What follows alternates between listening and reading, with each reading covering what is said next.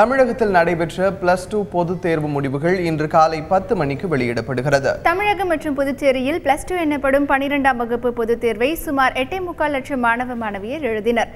கடந்த மார்ச் மாதம் நடைபெற்ற இந்த தேர்வின் முடிவுகள் இன்று காலை 10 மணிக்கு வெளியிடப்படுகிறது.